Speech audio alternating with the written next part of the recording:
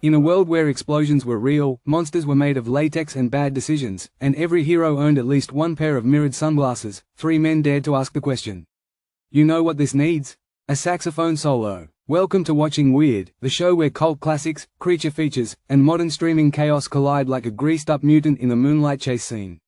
Your hosts, Alan Gamboa, horror guru and VHS warlord. Scott Baker, retired CIA agent who insists he's just a teacher.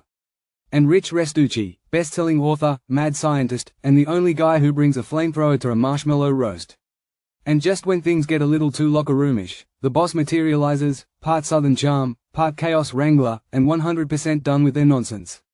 Answering to Hadley, or Heather, this professional cat herder is the only thing standing between the guys and a total descent into booze, dad jokes, and B-movie mayhem. So grab your popcorn and your tinfoil hat, because right now, you're watching Weird. Right now, you're watching Weird. Hello, ladies, gentlemen, and everyone else. How's it going I almost today, said boys? Good Thursday. Good Thursday. Good, sir. Happy Hump Big Day. Daddy. How long have we been doing it on Raising Wednesday? Mountain Duty. It's been more than a year, right? I think at least 9 months to a year. Yeah. Yeah, it's got to be.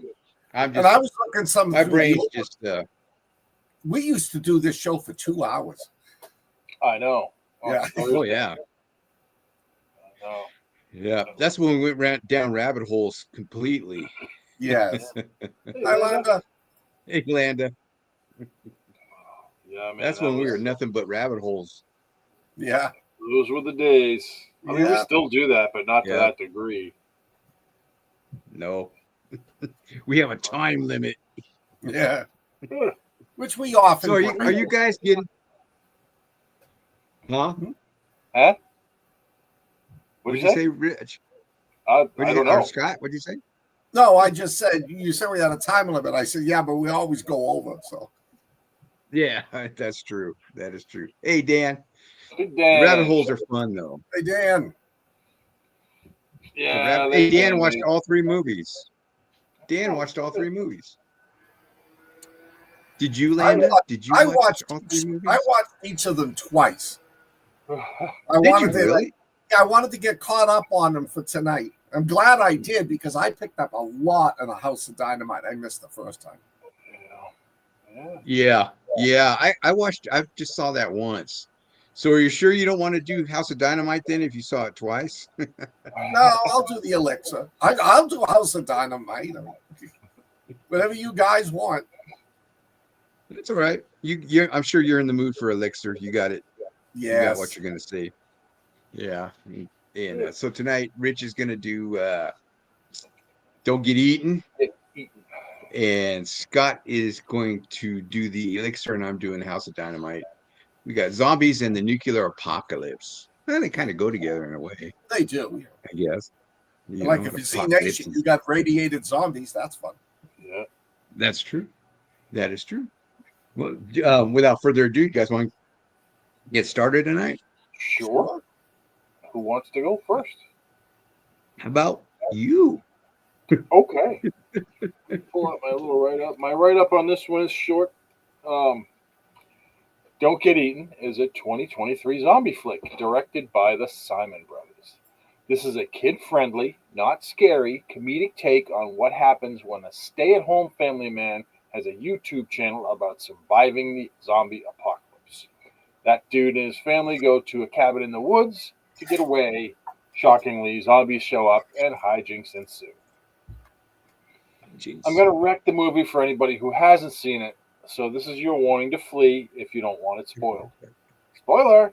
There are no zombies in this goddamn zombie flick. The zombies are actors paid to be zombies by the true bad guy of the film, the couple's counseling lady who has a crush on the YouTuber guy and wants his YouTube vlog more successful. It works. He gets like 10 million followers or something, or 10 million views or whatever it is. There are a couple of subplots, and with a cast of about 15 people and some extremely crappy effects, you can see this was a seriously low-budget flick. I think a lot of people are going to like this movie, but I wasn't one of them. Too many tropes and cliches, a kid who bites, trouble in paradise between mom and dad. It's just kind of annoying. Couple that with a lack of direction, and the movie collapses in on itself. The idea of the film, while not entirely original, isn't terrible. The acting of the adults is meh, but the kids do knock it out of the park. The problem is, when you have three little girls in a zombie movie, you always want to be terrified that they're going to get eaten. But in this one, you're just never scared. You're never worried for them. It was like a shitty episode of Scooby-Doo, but so goofy I was longing for the mystery. This is the kind of flick I can't wait to never see again. But I'm glad I watched it just so I can lower the bar on crappy zombie flicks. I'm making it out worse than it was, and I truly believe a lot of people will rave about this because of its indie production. I just don't want my Watching Weird fam to waste their time on it if they're looking for some zombie action, as there's none in this film. If you want a fun, cute movie to watch with little kids, about zombies or having zombies in it, this one's for you. It just wasn't what I was looking for. And again, if you want to sort of pull the cover off the bad guy, that's this movie. So it's kind of a Scooby-Doo thing. Me, I didn't love it. I know that's going to be a poor opinion on this show, but I will leave the rest of it to you fellas. What did you guys think? Lay it on me. I know Scott's got more to say, I'm sure, than I do on this one. In fact, I think he recommended this one. I did. This movie, you had told me something, or said something like you didn't really care for it a few days ago. Just a little bit. So I was looking forward to watching it, and then I watched it, and I saw what you meant, and it starts off kind of slow. At the beginning, you think, "Oh, zombies," and then it misdirection, which this whole movie is about. But it's a cute movie. It's one you could watch with your younger kids. It's not really scary. It's not bloody at all. The zombie effects on there are, some amateur zombie makeup artist could do them. I'm not saying they were horrible, but they just were basic. The acting in it, the mom and the girls are about the best actresses in it. The dad, I think, is the weak link in this movie. I think if they had a stronger male lead in this, it would have been better. The daughters are, I think, the director and writer's daughters, I believe. When the credits came up at the beginning, I was kind of half not looking at it, and then it was like, oh, okay. And that explains a lot, but still, they were the best actors in the movie. All the women were the best actors, even the female zombies. And the zombies were kind of funny, actually, when the reveal is up, and there's a couple of them that say some kind of funny things, I thought. And like you said, this is like a Scooby-Doo. It's like Fatal Attraction and a low budget Shaun of the Dead put together, kind of. You kind of near the end, you get the gist of who the bad guy is. And actually, I thought before that, I just had a feeling when they showed up at that cabin. But then when the reveal is done, you're like, oh, okay. And then you think it's one person, and then it turns out to be the Scooby-Doo person, and you're like, okay. But I don't know. It's a cute family movie. I enjoyed it. It took me a little bit to warm up to it, but once it went rolling, I enjoyed it. It's only an hour and 17 minutes long, so it's a pretty fast movie that way, even though it seems a little longer at points. But yeah, this isn't. If you're looking for a zombie movie, this is not it. This is one if you've got young kids and they have some kind of interest in zombies, and you don't want them to see, the dude with his chest ripped open, his guts, being eaten, and he's saying, choke on it. You don't have to worry about it with this one. I enjoyed it. I won't watch it again, but I did enjoy it. Scott? I agree with you guys on a lot of the stuff. It was a inexpensively made independent movie. The wife is a dentist. She's working. Well, the father stays home to take care of the kids, but he's not taking care of the kids. He's doing this Don't Get Eaten podcast. Because he figures if you can survive a zombie apocalypse, you can survive any prepper situation. And whenever he does it, the girls dress up as the zombies. And the wife gets really frustrated with him. And then when they go to the cabin in the woods, they stop breaking the rules. She said, I will not bring my computer with me because she was trying to sell a child safety item. And the husband came in, screwed up the whole deal, and they're mad at each other. So she's not bringing the computer, he's not bringing the phone, except he brings the phone, and while he's filming it, the zombie outbreak takes place. And yeah, he goes from 2,000 votes to hundreds of thousands of votes overnight. I liked it. I mean, yes, it was not a good zombie movie. I was a little surprised when the zombies started yelling at him. You said you weren't going to hurt us. But it's a fun movie. The little girls are the best part of it. They're sisters. I was looking up to see who they're related to, but I couldn't find it. Especially the littlest one, the one that likes to bite people. It's fun. It's different. I mean, you pretty much know from the outset that none of them are going to get eaten. It's a family comedy. The woman, oh God, and I got to look her up because Reese Ravencraft, who plays Norma, the therapist, she was pretty good. She did a good job of being whacked. But I liked it. I enjoyed it. I watched it twice this past week. I watched it last week and then I rewatched it again tonight just so I'd be caught up on it. So Did you not pay your dominatrix this month? Is that why you watched it twice? Yeah. No, my dominatrix had to take a break. She had to go see her therapist because she deals with me. So what do you guys think? Let's see. Yeah, Tony Ice says it was a. I'm sorry, go ahead. Tony Ice said it was enjoyable. There. Yeah, I mean, it's never going to win the Academy Award. No, it's not. No. It's not. It's not going to win any awards. But I enjoyed it. Yeah. I enjoyed it. Hey, Alan Lassiter. Yeah, I really thought it was going to be a zombie apocalypse movie, and it wasn't. No. But it's a family movie. So, like I said, if you got young ones and you want to watch a family movie, this one's not the worst.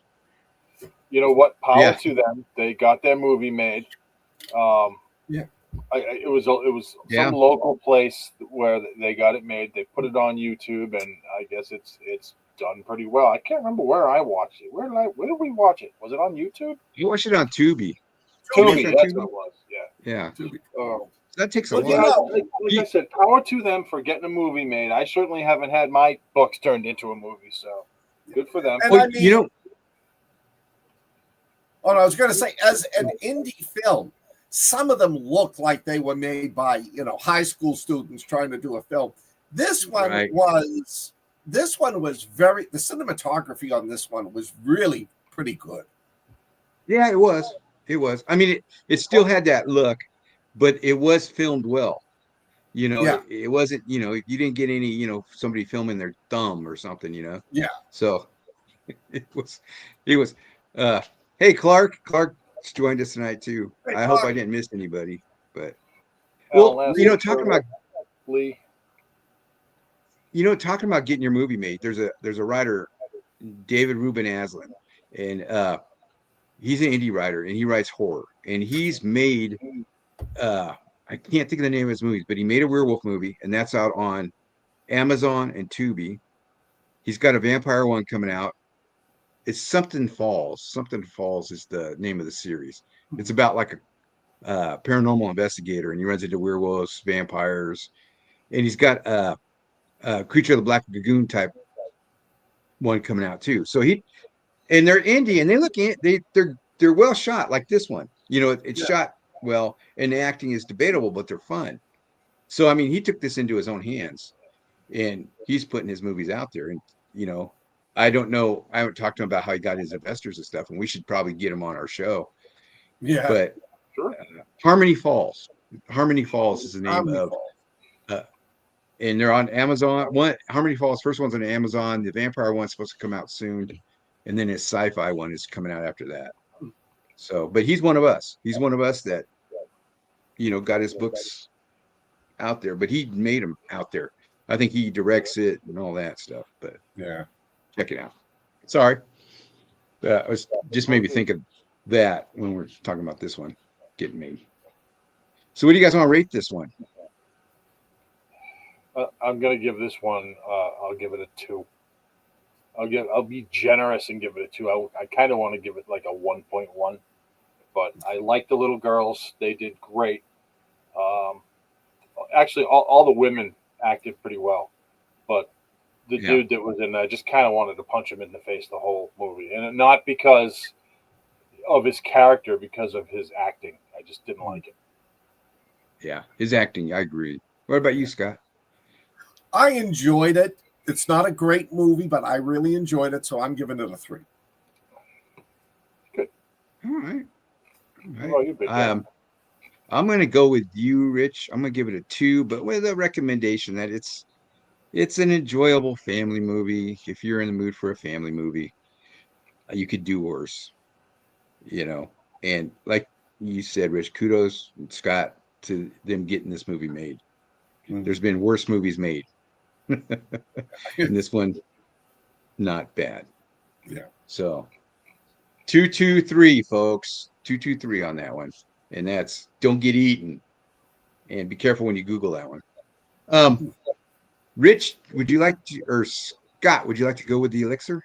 Yeah, let's do the Elixir. We'll do a zombie movie. Elixir is an Indonesian-made film. Came out this year. I think it only came out like 2 or 3 weeks ago. I went into it thinking it might be good. This movie is phenomenal.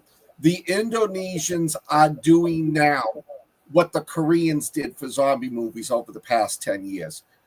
It is about, the beginning is a little slow, but it needs to be. You meet the dysfunctional family. The father owns a business, and he has made a elixir that if you take it, it will make you young. It'll turn you young. And he invites all the family members over. And you've got the brother who's a lazy one. All he does is play video games. You've got the sister who had a kid and married some guy, and she's trying to get as much money as she can. She's pissed off because her best friend wound up marrying her father. And there's other things that went on. So the whole family meets, and they've all got issues with one another. And the father takes the elixir. Is that what you're doing? Huh? Yeah. You just take the elixir? The elixir. And, he turns like 30 years younger. So he's in there and he's telling him he's not selling the business. He's not giving it up. None of them are getting anything. And in the middle of it, he turns into a zombie. And it goes, he attacks a couple of the people in the house. They escape. They go out. They start attacking people in the neighborhood. And the family members all get split up. So it's like the former best friend and the idiot brother have the sister's daughter. And she's like freaking out where to find them. It's really good. The zombie change scenes are excellent. If Korean zombies are a 10, I would give these 8. And the movie itself is good. The plot, it runs very well with it.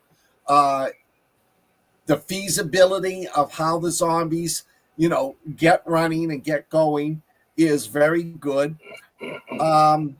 The ending is good. I like the way they finally deal with the zombie apocalypse. I think it was cute.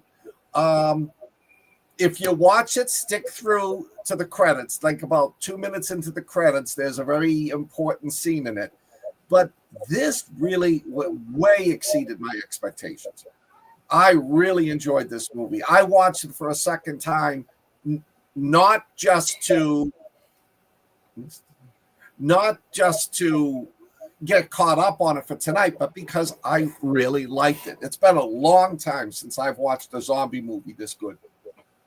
So what say you all? Rich. Okay. I liked it.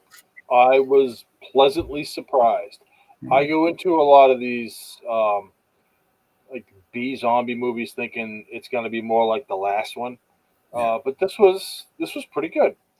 I'll tell you what, those Asian zombies, man, they're just terrifying. They're bloody and gooey and fast. They're all doing that Naruto run. It was really well done. The only thing I didn't like was the angst, the dynamic between the family. I thought that should have been like a 5-minute thing, and it just went throughout the whole film. It did lessen as it went, but right as the guy is starting to turn into a zombie, just all the bitching and whining they were doing at each other, I was like, it was like 10 minutes long, and that was about 8 minutes too long. So I didn't want that. That said, it's not that much. It doesn't take up that much of the film. So this is one that you really should see, especially if you like those, Train to Busan type of gore-covered zombies. And these ones, again, they're fast. They run. Kind of stupid. Just kind of looking around, looking for people who tend to be right there. And so that half the family, including the little boy, is hiding behind a truck. And there's this one that's running around. They end up stabbing him with a rake or hitting him with a rake, but they don't kill him. They just like kind of holding him back with the rake. And then they all run off. And this was one of those movies where everybody kind of did something stupid. I guess you never really think it's a zombie apocalypse. Well, I mean, the three of us would, but like the cops are like, "Hey, we need to run out there to those weird people who are bloody and attacking each other and tell them to stop." And he's like, "Stop!" And guess what? Didn't stop. So, I mean, you gotta. The suspension of disbelief on that was a little weak. And they're just making bad decisions, and that's what a zombie movie is all about: is when smart people make bad decisions, and bad things happen. But this is pretty high up there on like the B-level zombie movies. I think it was moderately well acted. Did you guys? Was it dubbed for you or subtitled? Dubbed. Do you remember? It was dubbed for me. Yeah. And a lot of times when they're dubbing those movies, they put filler in for because the English language stops, but the Indonesian language keeps going for the same word. So they'll throw in a huh or something like that. And they did quite a bit of that with this too. Not as bad as with the Koreans, but I think that whoever came up with the idea for this movie, the way it was done, did a good job. The writing was good. The directing was good. The acting was okay. It wasn't terrible.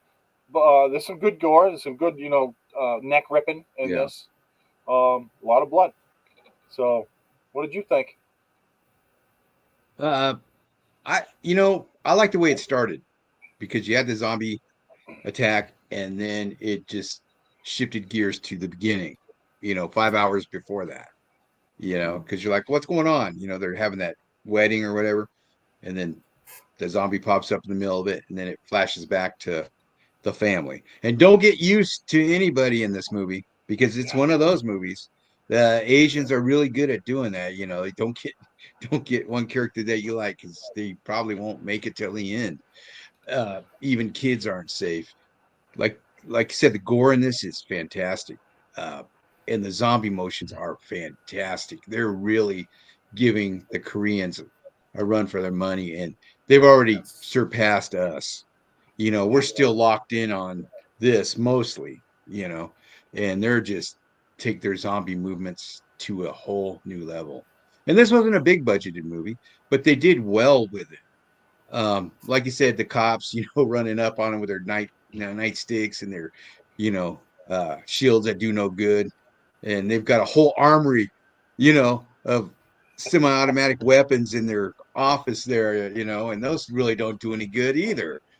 It's fun though. The acting, like you said, it's uneven. It's you get some flashes of brilliance, and then you get your typical, zombie movie acting. The Taiwanese are really killing it with zombie movies. So this one, I didn't really have high hopes for because sometimes you look at some of these and you're like, man, like you were saying, and this one really was good. It draws you in, and you like the characters enough to care about what happens to them, and a lot does happen to them. And there's not a lot of gunplay in this. Near the end, there is because it's Taiwan. Um, they get a little inventive with their kill. Well, they kill some of them, but they really don't, because they don't know what to take the head or whatever. Yeah. So, yeah, this is shot great. I mean, it's a beautiful area where they're at, and I like this one. I thought it was good. It's a 2025 movie, Clark. It's on Netflix right now. Yeah. Right? Came It's on out, Netflix. debuted in the States October 23rd, and I couldn't find anything about how much money, what it costs to make, and how much money it's made. Yeah, and this is like a step. To me, it's like a step below Train to Busan, Yeah. just because that one is hard to top. But it's worth the watch. You got to put up with about, like Rich said, 8 minutes too long of 10 minutes too long family bickering at the beginning, but it does introduce you to the characters and what they're all about. So it's worth a look. See, really, it is. I didn't mind that. I'm usually not a big fan of, having these, intense personal conflicts. But in this movie, I liked it because it was all the hatred of the petty things and that had gone on for so long that it was like, shit, we're all going to die in this one. And they started to, like reevaluate and appreciate each other. But like you said, It gave, said, all of them make it. yeah, it gave you insight into these people's relationships and what happens with the relationship during this bloody apocalypse. And like we said, nobody's safe in this one. Yeah. So you kind of feel, like, oh, that's too bad.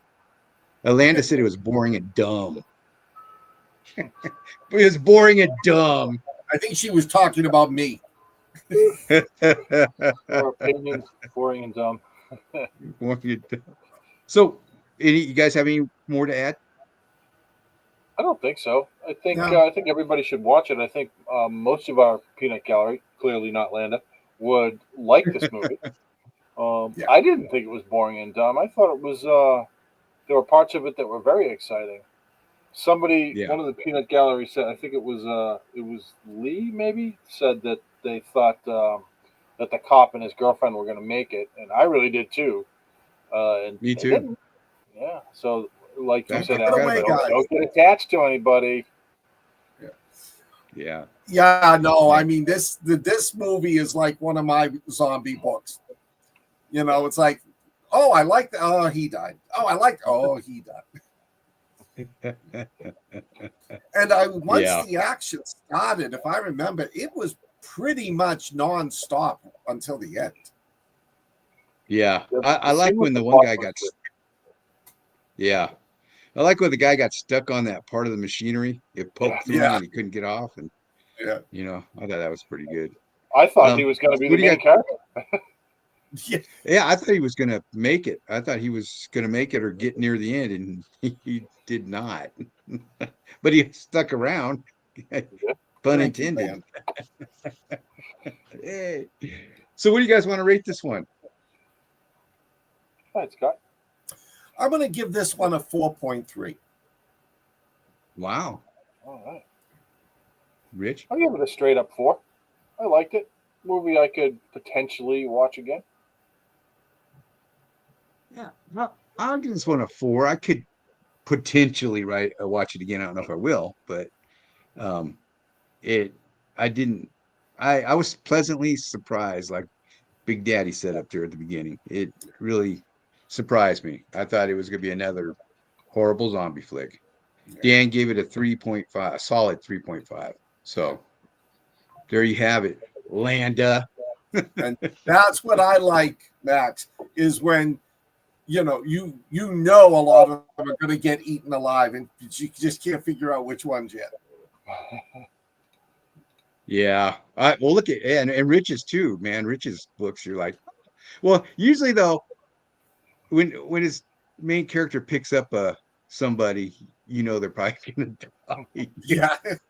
and he's gonna get the gear from that person. And remember that person when he's using the gear on a zombie. Thanks for this knife, man. No, Londa, I didn't do my drinking until after I watched it. She watched whatever we were on. I was at work. Don't tell anybody. I watched a couple of these movies at work. I wish I could watch movies at work. Yeah, right. Well, according to movies about teachers, you could probably. I should show it to my class. If we go by movies about teachers. Not that that happens. Thanks, Max. I think that's a compliment. Lines at the red shirts. Yeah, Rich does. Rich. I still love. What was the name of that character I love? The weird one. Billy. I loved him. Billy. I just loved him. Yeah. I appreciate that. Yeah. Thank you. Yeah, I tend to kill off a lot of side characters. I've killed off one real main character. I kill a lot. Yeah, I'm not as bloodthirsty as you guys. That's why I have big cast in mind so I could kill off. Anyway, House of Dynamite. Yes. You guys ready for House of Dynamite? This is a Netflix film. It came out this year. Stellar cast in this one. Idris Elba, Rebecca Ferguson from that last Mission Impossible movie and Dune. Gabriel Basso, who played J.D. Vance in Hillbilly Elegy, and I think he's the night agent on Netflix series. Yep. And Jared Harris. Love Jared Harris. From the original, from Resident Evil and Sherlock Holmes with Robert Downey Jr. And he's been in a ton of stuff. Yeah. But he's a great actor, and he was really good in this one. This one is the plot is I think it's the ICBM. Is that what it is? Yeah. Is launched at the United States, and they missed the launch of it somehow, and they don't know exactly where it came from. So they're scrambling to try and stop this thing, and they shoot up their missile weapons and rockets, and they miss it trying to hit a bullet with a bullet, basically. And it's headed to a city near you, and this deals with everybody that's handling it, from the White House on down to a FEMA person. It's got some great acting in it, and to me, this one kept me on the edge of my seat. And it's told from 3 different viewpoints of the characters. It starts at the beginning when everything's going on, and you hear people's reactions, you see people's reactions, but you quite don't know what's going on with those people. Then it shifts to them and why they react the way they are. And I thought I liked that part too. I liked the different viewpoints of what was going on. And Idris Elba, that's kind of a president that's not there at the beginning, and then it shows his viewpoint. And he's like a newly elected president. He's tired. I think he's a war vet. He's got some issues going on, and he's just trying to deal with this possible nuclear war. And it seemed realistic because he wasn't focused. He was focused, but not focused. And his training, when he's going through the football book, of the launch codes and stuff, he's, you could tell doesn't exactly know what to do. You know, like in a lot of movies, the presidents are like, yeah, you know, we'll do this, or they take the advice. But he's looking for advice. He's it's like you're on the job and you do this training, and then okay, it goes in one ear and out the other. That's how his character is with this whole situation. Is he's trying to get a grasp on what to do realistically. You know, he just doesn't have the answers. And he just like everybody in this movie, nobody really has the answers to anything that's going on. And there's people that let's launch, other people or let's wait and see. Let's trust this. We can't trust that. You know, we've got an incoming missile. We don't want to be weak.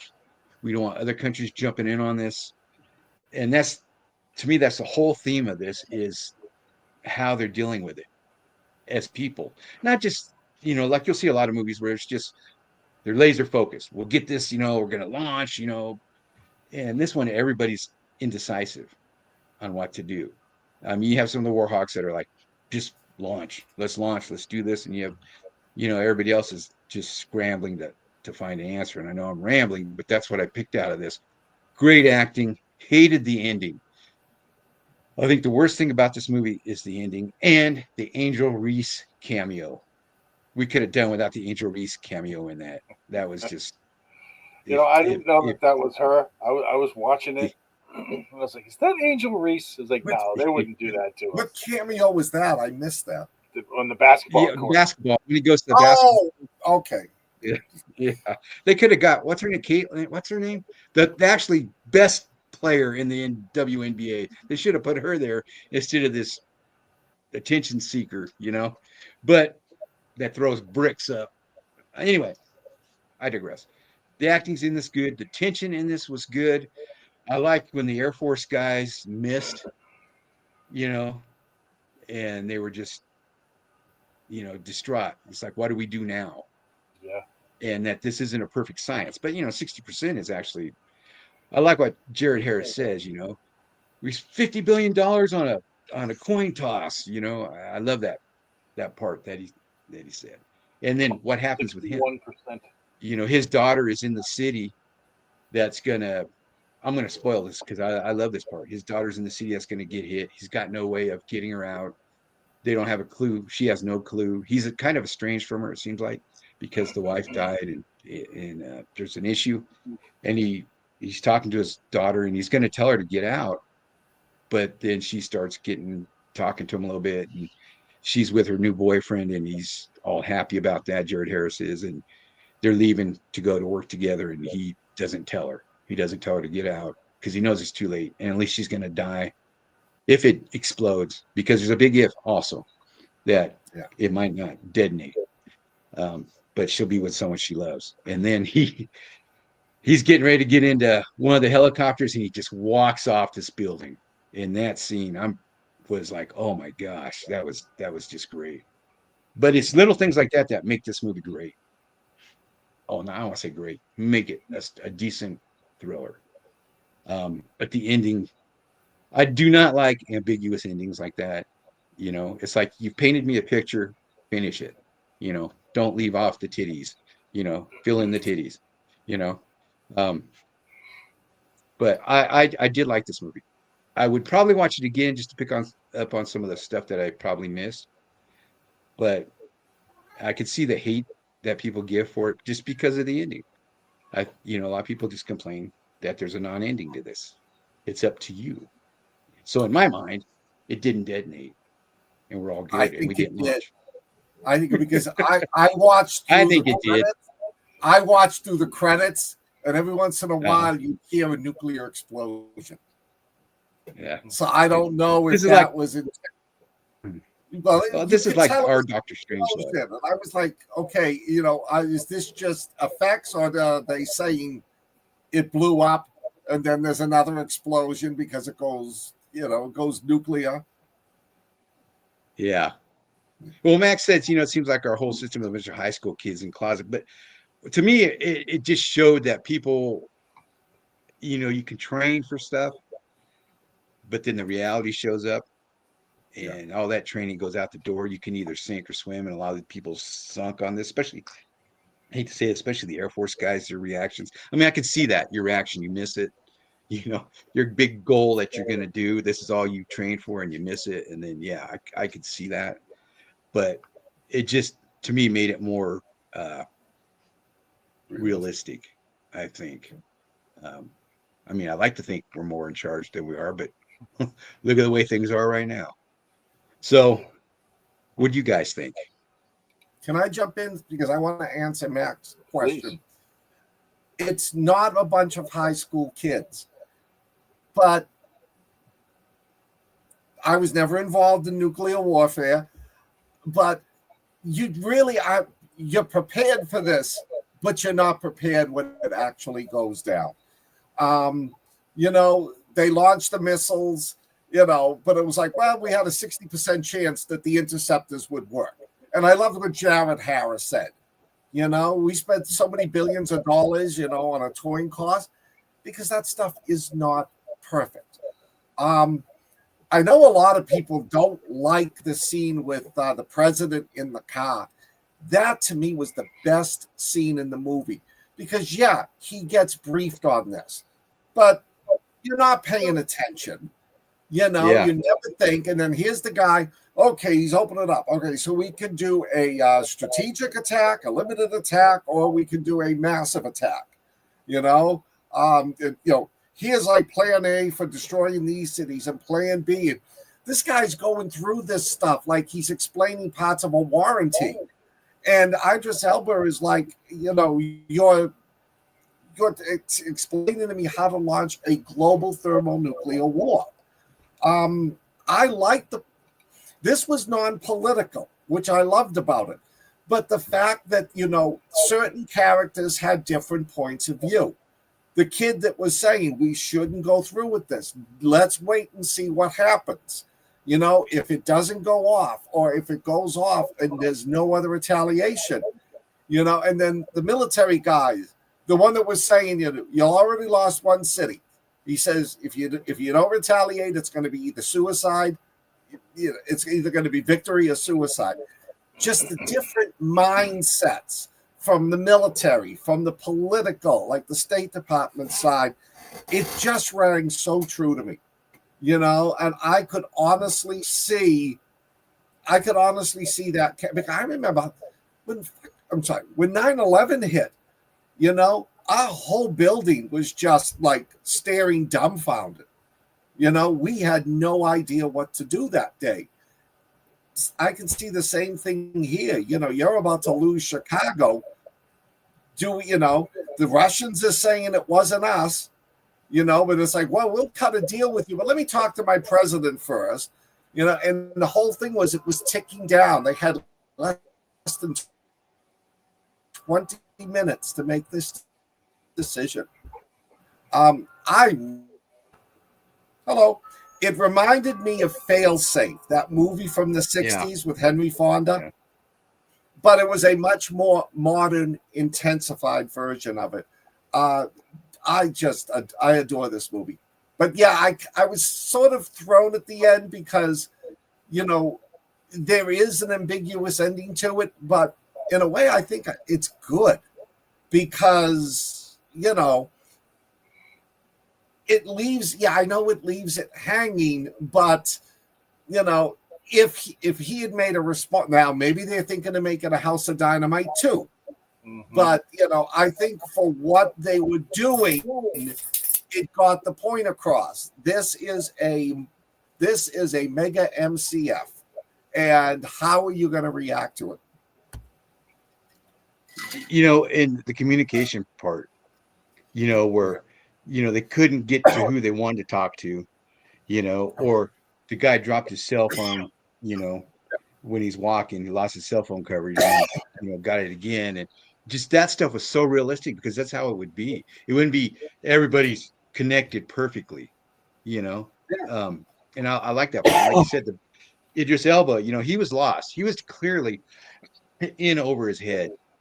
Not that, he didn't have the ability to handle it or anything, but just, he's thrust into this, and it's, like he's had the briefings, but not, one or two briefings on this, horrible situation that, it's like any of us, The you know, worst case here's scenario. this and How do that, and you deal got to, with it? yeah, you know, let's say you got an active shooter. Well, here's the plan right here. Read it real quick, you know, while that's going on, and you're like trying to absorb this, you know, and that's So what I liked about it. And the other thing I liked is he knew that if he makes the wrong decision, millions, if not hundreds of millions of people are going to die. And that's like all on him, you know, and the guy is reading and going through it. And it's like, he was just focused on telling the president. There was no emotion in the suitcase carrier until that guy did great. Yeah, until he asked him, you know, and the guy said, "Oh well, you know, to me, it's rare, medium, and well done." Yeah, that acting on that part, the guy playing that lieutenant commander with the football case, that he did it great because you could see it in his eyes, you know, because he had a wife to go back to maybe at one time, and he had to deal with, you know, he had all this going on. But hey Doc, we're doing House of Dynamite. I have a different take on the Idris Elba thing, because everybody's saying, well, we either don't do anything, or we launch a very minor strike, a single missile, or a limited strike with a few missiles, or we just kill everybody. But the simple fact is, who do they shoot it at? Because they don't know where the missile originated from. So he can't fire at Russia, which is what everybody wants to do, because Russia says, "Hey, man, it wasn't us. Don't nuke us, or we're going to nuke you back." That type of thing. So that could start literally the end of the world, because we're not going to just shoot at Russia, and they're not just going to shoot at us. Everybody's going to obliterate everybody. Yeah. So I think it wasn't that he didn't know what to do. I think he didn't have the information he needed to make an informed decision. Mm-hmm. So when they're saying, "Hey, we need to do this or we need to do that," and then you got the one kid saying, "Wait a minute now, let's talk this out first before we end the world." I thought that was really well done. I think that was a good representation of what would happen. What I didn't like was the fact that it was a 61% chance for our interceptors to take down a missile. I can't believe that it's that low. I mean, I really hope that's not the case. I don't know. I mean, I'm not like a CIA guy who might know that type of thing, but 61% is exactly what the guy said. It's a coin toss. Yeah, that's kind of crazy to have a system that might do what you need it to do, and if it doesn't, well, it's the end of the world. You know, 20 million people are going to die. Yeah, I have a hard time believing that's the way it is, but it very well could be that way too. So I'm hoping that was poetic license for drama in this movie, and that we have a system up there that's like, oh, you're thinking about throwing a nuke at you, and you're already dead. So that's what I want for my country to have. You know, Iron Man, basically. I think it's between the two of those. Yeah. I'm not military. Well, like the Star Wars system Reagan proposed. You know, they admitted it would never take down every missile that came in. But still, do you want to risk firing all your missiles at us when we've got Star Wars? Maybe, if only 10% got through, 100% of ours are going through. Yeah, like an Iron Dome. Iron Dome. Yeah. They stop all of them, but they stop enough. Right. Like I said, Jared Harris was just his underacting was great. You could just see his, he was torn apart inside. Yeah. But it was well acted. It really was well acted. Everything about it was great. I think Rebecca Ferguson did, great acting. Telling her husband, get the hell out of there right now. And just saying, I can't leave. I got a job to do. And she just starts to cry about it, because what else can she do? She needs to stay there. She wasn't one of the powerful, elite to get brought down into the bunker. So she's like, shit, what am I'm gonna be glowing if they do shoot at Washington. I'm screwed. There's no place for me to go. I got to stay here and do my job. Family's out there. My kids out there. Hopefully they'll be okay. And I think there was a lot of that. There was quite a bit of that, and it was acted really, really well. Yeah. And some of the things that I'm sorry. One of the things that I'm having trouble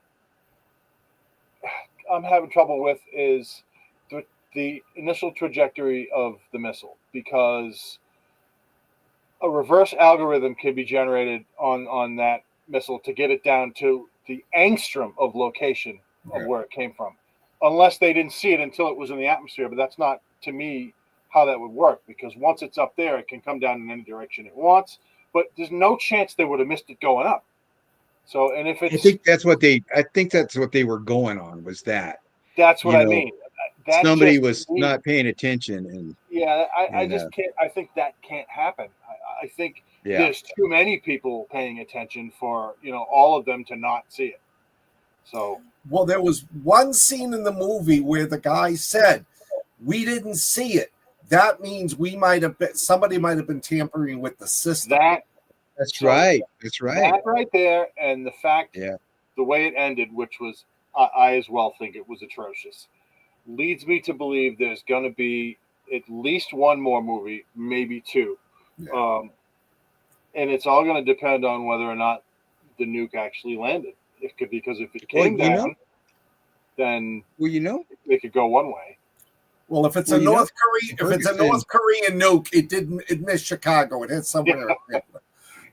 Well, Rebecca Ferguson might survive this, right? Maybe this is the Silo prequel. How it started.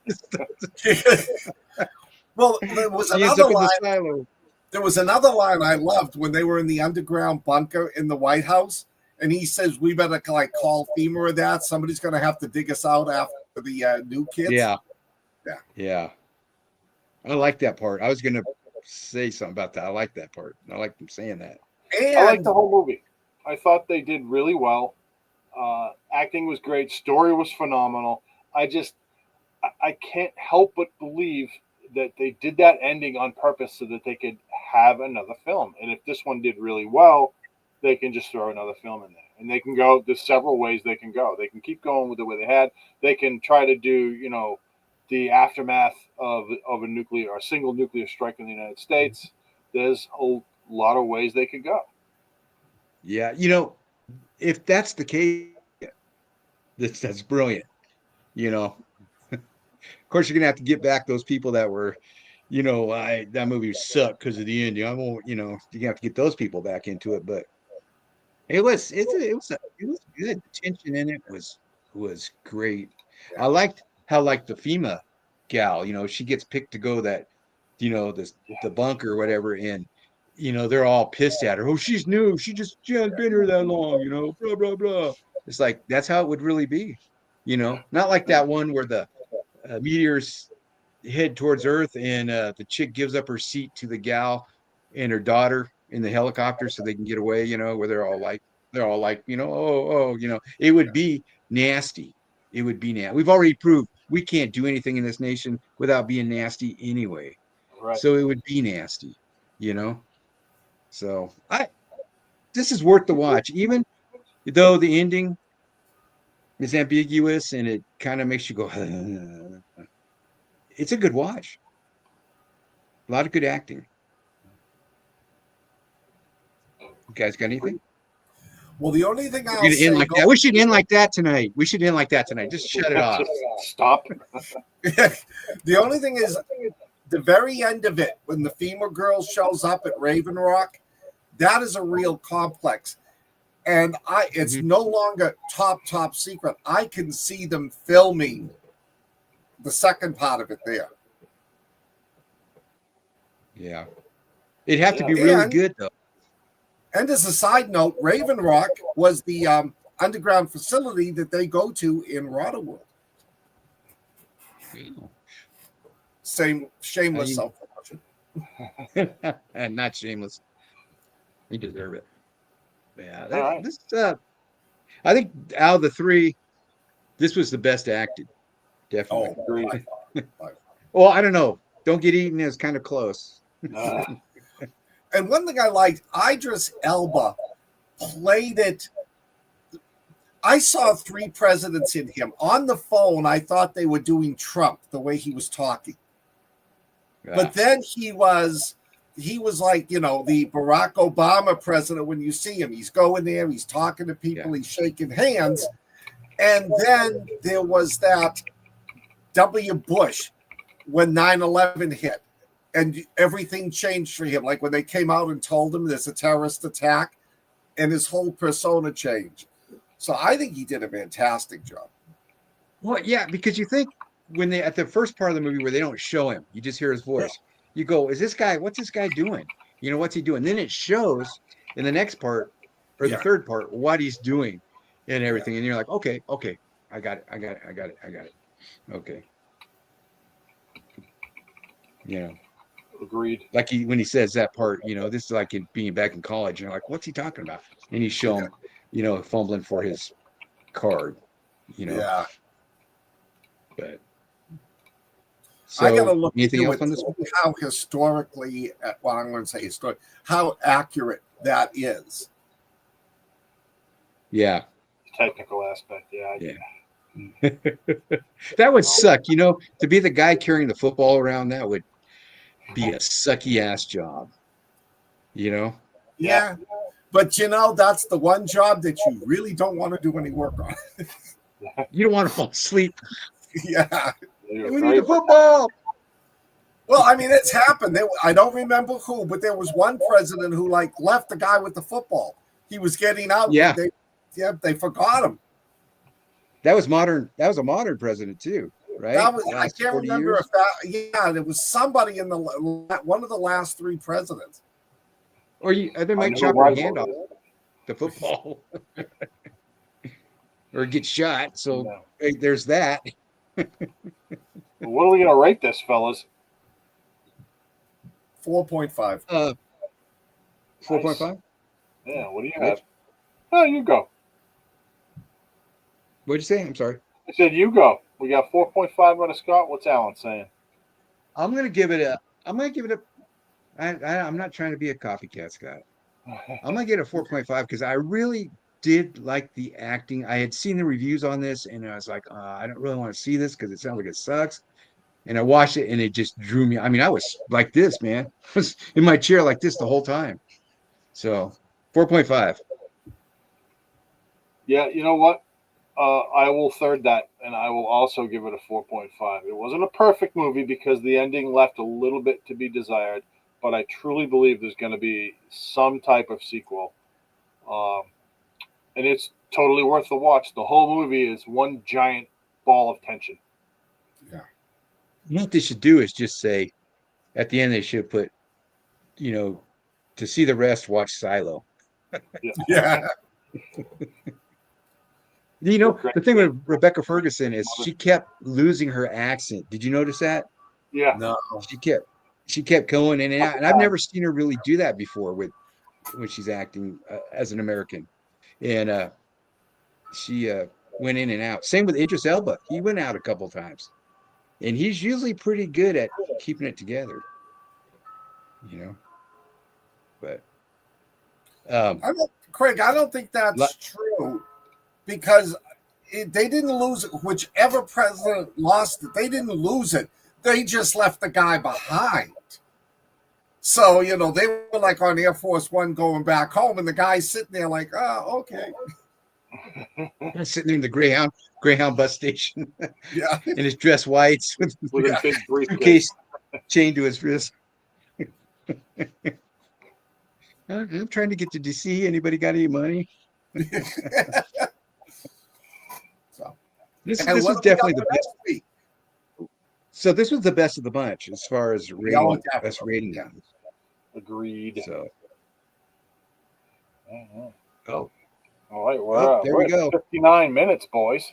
We're right there. All right. I will say that I just started watching this.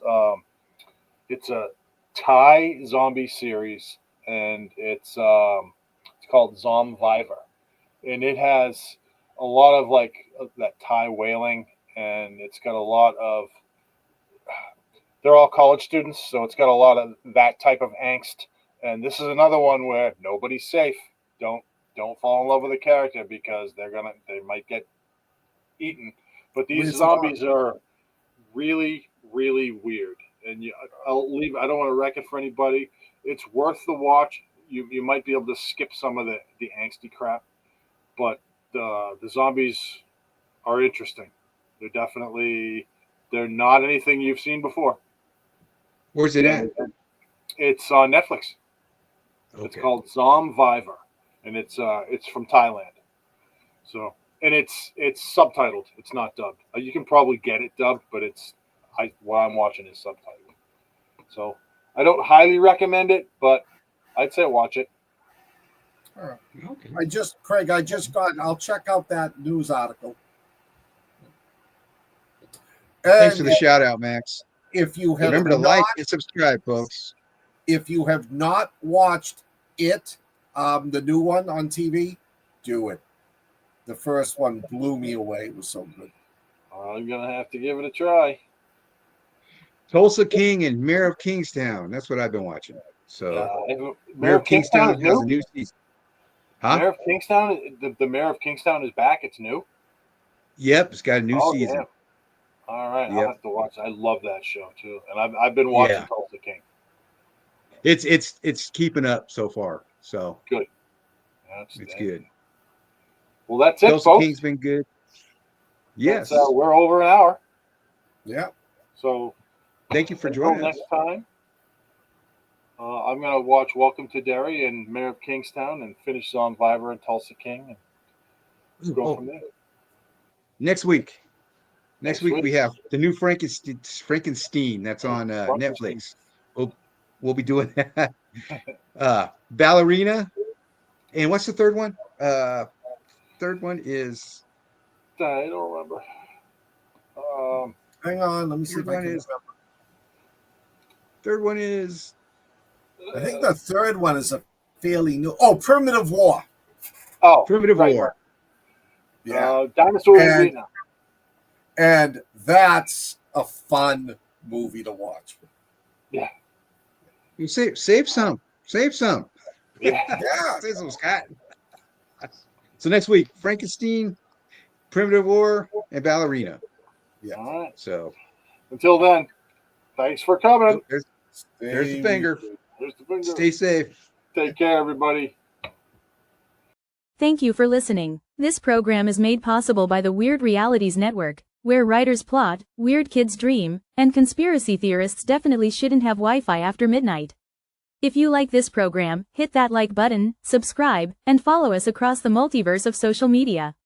You'll find all our links at linktree/Weird Realities. That's weird, spelled WYRD. Until next time, keep your tinfoil hat handy and stay weird. After all the best folks are.